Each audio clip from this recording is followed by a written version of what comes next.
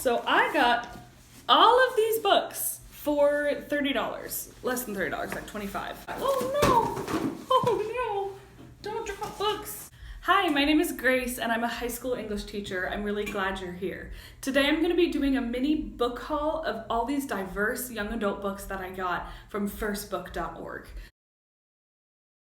Now, First Book is this great company. They give discounts to Title I schools. Unfortunately, if you're not a Title I school, you can't get that discount, but hopefully you can still see some books you might be interested in. I think it's so important to have a diverse classroom library.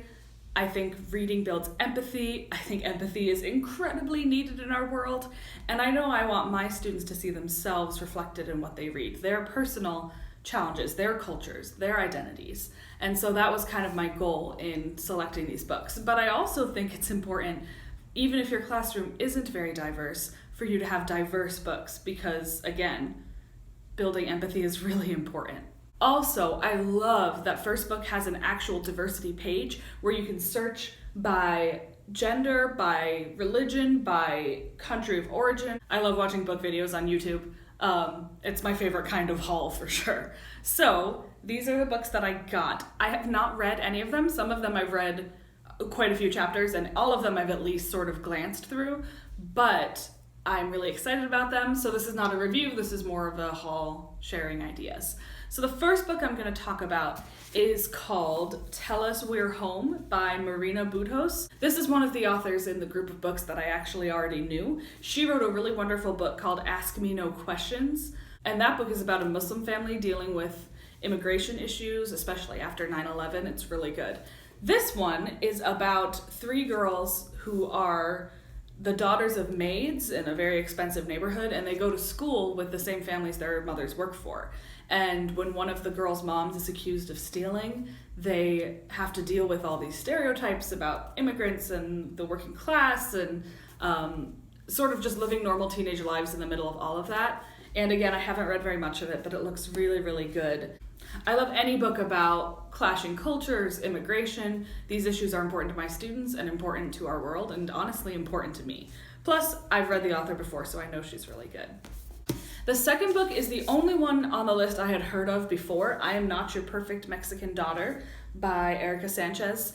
And this book I've heard a lot about. I'm really excited to read it. You can see I'm just a couple pages in. I got my bookmark there.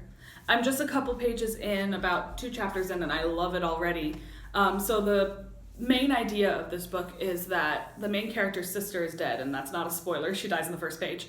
But her sister was kind of this perfect daughter, and she feels like she can never live up to her history, and her family always criticizes her, and she doesn't really fit in with other people in her culture. And then she starts to learn that her sister had some secrets. So far, I really like the voice of this. It's very sarcastic and funny. It is definitely not for small kids. I wouldn't put this in a middle school library necessarily. There's a lot of language, depending on the maturity of your kids. But really, really enjoying it. Excited to see what my students think about this one. This book, Saints and Misfits, I've also gotten a good chunk of the way through. I'm about 50 pages in. It's really interesting. So this is about a young girl who is her parents are Egyptian and Indian, but she grew up in America. She has chosen to wear a hijab against her father's wishes, and so that's a really interesting issue in this book. And it also deals with sexual assault and harassment and sort of how to handle those things. It's also just like a really interesting book. She's a really good writer. It's written by S.K. Ali. Not familiar with the author, but I'm really excited about it. And I know I have some girls who are going to be really into this. I'm excited to put this one in my library.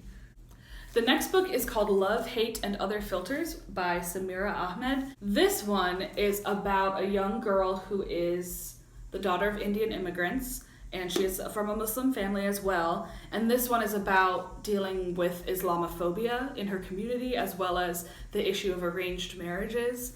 And again, I don't want to choose books just because of the issues. I want them to be books that are high quality and have engaging stories and that show modern people from different cultures. And this one just really struck me from the descriptions of it, and even just the first couple pages that I've read. She's a very believable teen narrator, and it seems like it's going to be pretty funny as well. So that'll be a fun one to put out there.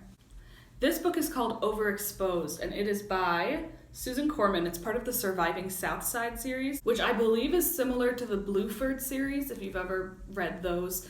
It's high interest content, but at a little bit of an easier reading level for high school students who maybe are struggling readers. And this one I really liked because it's about a girl who sends nude pictures to someone and then they're shared without her consent. And so obviously that's really sad and hard, but it is a really big issue right now with teenagers. And so I liked that this book deals with that and sort of talks about the consequences of that. I also find some of my reluctant readers are really drawn to controversial topics. They are more likely to pick up a book like this. The last book is sort of in a similar vein. This one is by Angela Johnson, and it's called The First Part Last. You may recognize Angela Johnson. She's a pretty well-known writer of African-American fiction. She's won a lot of awards, including this one won the Coretta Scott King Award, which is always a good one to look out for. So this book is, again, sort of a slightly easier reading level. It's not a thick read, but this is about a boy who becomes a father in his teens and about teenage parenthood and his love for his daughter and kind of figuring out who he is. I'm excited to put this in my library because I think it's really relatable and exciting. So I'm really excited about all of these books. I hope sharing them with you was interesting. I hope some of you get ideas. Let me know of some diverse books that you love using in your classroom. Have a great day.